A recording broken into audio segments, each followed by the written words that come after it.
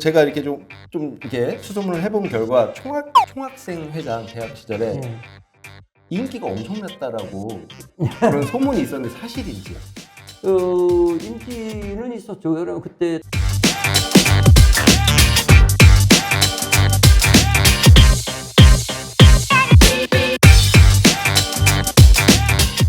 네, 안녕하세요. 머니투데이 송하늘 기자입니다. 권현수 기자입니다.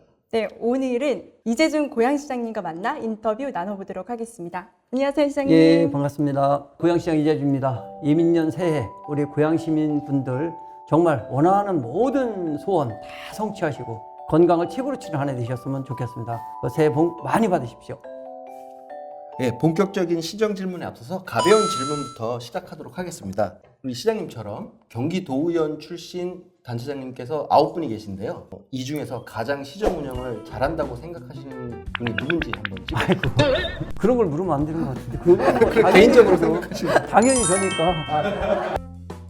네. 2등이 누구라고 생각하시나요? 글쎄요, 2등이 광명시 정도 되지 않을까 이런 생각을 해봅니다. 그러시군요. 광명시.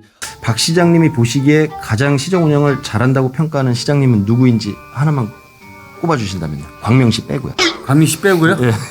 그 나머지 시장님한테 제가 욕먹을 것 같은데요? 아 그러면은 평소에 어느 분이랑 좀 자주 저랑 자주 통하는 사람은 고양시 이재준 시장입니다. 예. 고양이 2등인 걸로 알고 있어요. 예. 예. 그러면 이 중에서 가장 친하게 지내시는 시장님이 누가 있을까요? 광명, 파주, 구리시장 뭐 이 정도. 그러면 그 셋 중에서는 누가 제일 더 친하실까요? 아니 그러면 광명시장이 제일 가깝게 지낼 것 같습니다.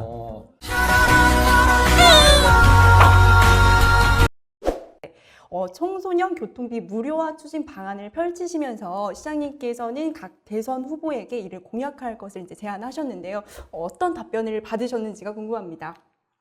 대선 후보들이 정신이 없는 것 같아요.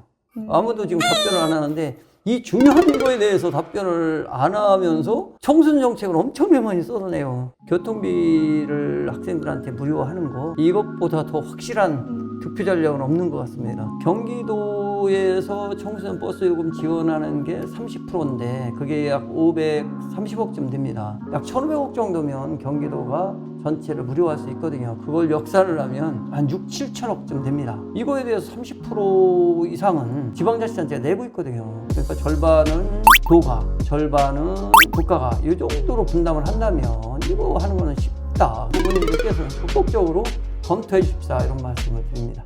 고양시가 지금 일산 테크노밸리, 킨텍스 제3전시장 등 대형 프로젝트를 지금 하고 있잖아요. 그리고 곳곳에 도시 개발이 좀 이루어지고 있고요. 근데 정계에서 보면 우리 시장님 같은 경우에는 개발 사업에 약간 부정적인 소신이 확고하신 분으로 좀 평가가 되고 있습니다.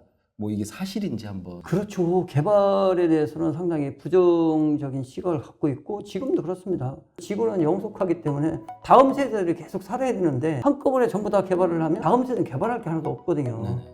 그래서 이런 어떤 불평등, 세대 간의 불평등도 이제 고려하면서 도시계획이 발전해야 된다 이렇게 생각을 합니다. 특히 이제 우리 고양시는 개발 사업이 아니라 자족시설이 들어오는 거예요. 네네.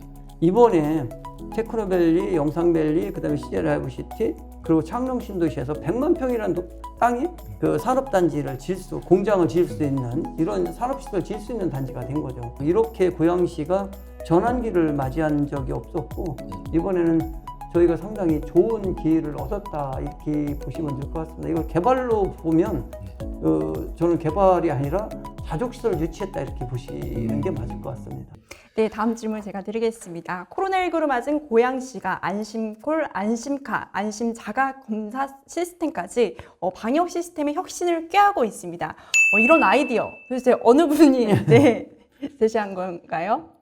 그게 뭐 저도 있고 우리 직원분들도 있고 약간 같이 이렇게 논의하면서 새로운 아이디어들이 나오는 것이고 이게 바로 지방 분권의 힘이라는 생각을 합니다. 그리고 또 고양시의 공직사의 능력이라고 보는 거거든요. 시민들이 어떻게 하면 안전할까 생각하니까 불편을 최소화시키는 게 이번에 우리 자가진단 키트인데 자가진단 키트 보시면 저기가 하나도 없어요. 일련 번호가. 네. 그래서 전부 저희 고양시에 납품하는 자가진단 키트는 그 시리얼 넘버 1년번호를 넣게끔 했습니다. 그래서 그거를 갖고 자가 진단을 해서 이렇게 나오면 저희한테 그 사진을 보내잖아요. 네네.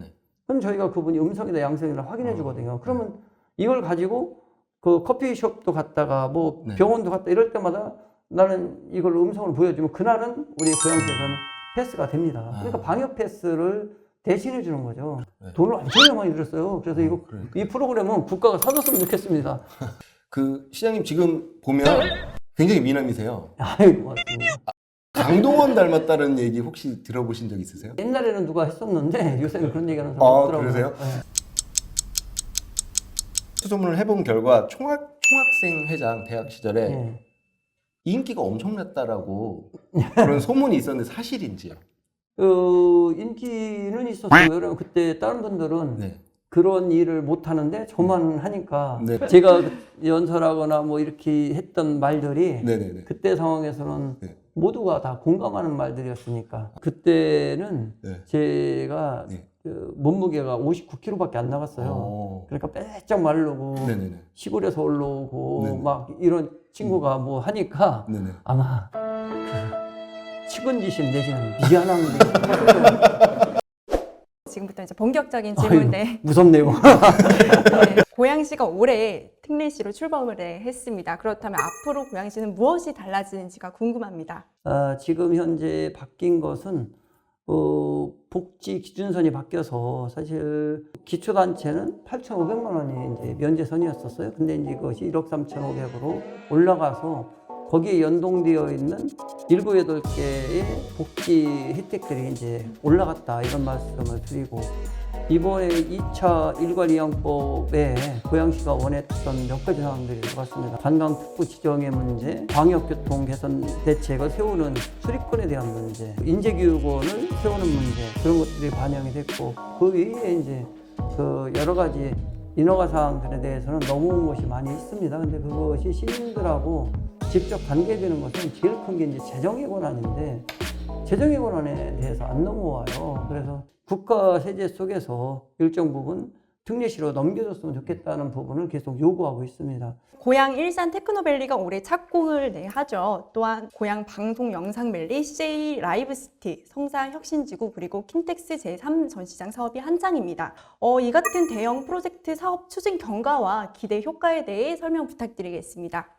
이러한 일들이 다 진행이 된다면 향후 10년간 약 20조 이상의 그 어떤 생산 그 기대 효과가 있고 일자리에도 그 10만 개 이상이 나오는데 CJ 라이브시티 같은 경우는 공연 한 번에 2만 명에서 4만 명이 들어옵니다. 인바운드 형태로 추진을 하기 때문에 거의 다 외국에서 오시는 그 손님들을 중심으로 이제 사업 계획을 짜고 있습니다. 그래서 CJ 라이브시티는 현장이고 방송 영상밸리 속에서는 콘텐츠를 제작하고 그리고 이제 테크노밸리에서도 콘텐츠 중심의 어떤 기업들이 들어오게 되면 거기에 IP 융합센터까지 들어옵니다. 그러면 고양시는 영상 비디오 콘텐츠의 집적 단지로 되기 때문에 그 효과가 있고 그다음에 킨텍스 3전 시장과 이 성사 혁신지구에는 약 그 1조 원 가까이가 투입이 돼서 그야말로 고양시에 이제는 자족도 흘러넘친다.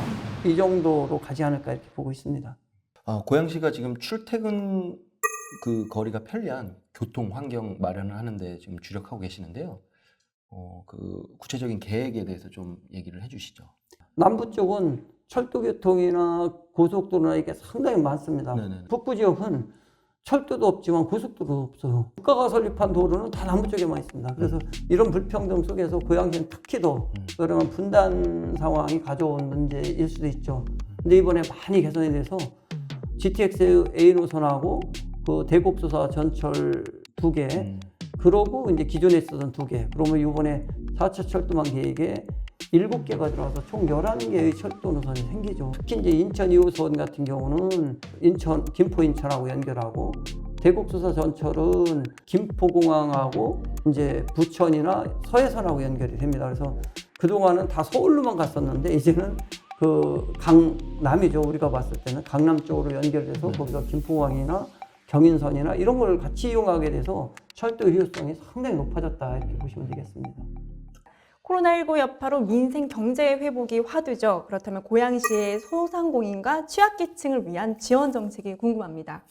고양시가 자체적으로 소상공인들 지원 정책들을 많이 펴고 있었어요. 경기 신부를 통해서 이제 우리가 그 자금을 지원해서 그걸 갖다가 신용대출을 일으키게끔 해서 지원을 해오고 있었고, 리모델링 같은 경우 지원비 같은 경우도 작년보다 올해는 한 10배 이상을 늘렸죠. 코로나19 때문에 많이 어려우셔서 저희들이 한 250억 정도 지원을 했고, 상하수도요금 같은 경우도 저희가 감면을 해드렸고, 임대료를 깎아준 분들한테는 세금을 또 저희가 다 감면 정책을 피고 있습니다. 그렇지만 그거 하더라도 너무 작아요. 결국은 빨리 코로나를 극복하고 정상적인 상황이 돼야 궁극적으로 해결될 거 아닌가 이런 생각을 해봅니다. 이 고양시 출입 기자들이 가장 리스펙하는 윤 담당관님께서 그 고양시 공무원을 대표해서 뭐 질문을 하나 하시겠대요. 예, 말씀하시죠. 하나 하시죠. 궁금하신 거 있으셨잖아요. 네. 한번 물어봐 주시죠. 여러 가지 아이디어를, 행정에 대한 아이디어를 많이 내주세요. 아침에 4시 반에 일어나신다고 얘기를 들었는데 그때 그거를 출근 전까지 지책 그런 거를 공부하시는 건지요, 별도로. 좀 궁금했어요, 그게. 근데 제가 그게 아르바이트인데 그거 가르쳐주면 안 되는데 아니 도연할 때는 제한해가지고 2천만 원짜리도 받고 50만 원짜리도 받고 300만 원짜리도 받고 그랬어요. 그래서 아르바이트를 좀 쏠쏠하게 했는데 시장 되니까 그런 게 없더라고요. 이런 작은 아이디어들이지만 결국은 전국적으로 확산되는 게 너무 많아서 정말 저는 일 4년 하면서 우리 고양시 공직자들의 능력, 내지는 시민들의 어떤 자발성 이런 것들에서 상당히 높게 평가하고 이제 아르바이트에서 돈 벌기는 틀렸구나 이런 생각도 많이 합니다. 네, 앞으로 이제 임기 동안 주력하실 부분 말씀하시고 마무리하도록 하겠습니다. 고양시에 지금 펼쳐놓은 사업들이 다 진행이 된다면 그동안 웅비하면서 꿈꿔왔던 거대한 그 모형이 이제 현실화돼서 우리 눈앞에 닥쳐오지 않을까 이렇게 생각합니다. 고양시 미래는 바로 고양 시민들이 품었던 꿈속에 영원히 존재했다는 거, 그것 때문에 우리 고양시 공직자들이 열심히 노력하고 있다는 것은 분명한 것 같습니다. 네, 지금까지 이재준 시장님과의 인터뷰였습니다. 시청해주신 여러분 감사합니다.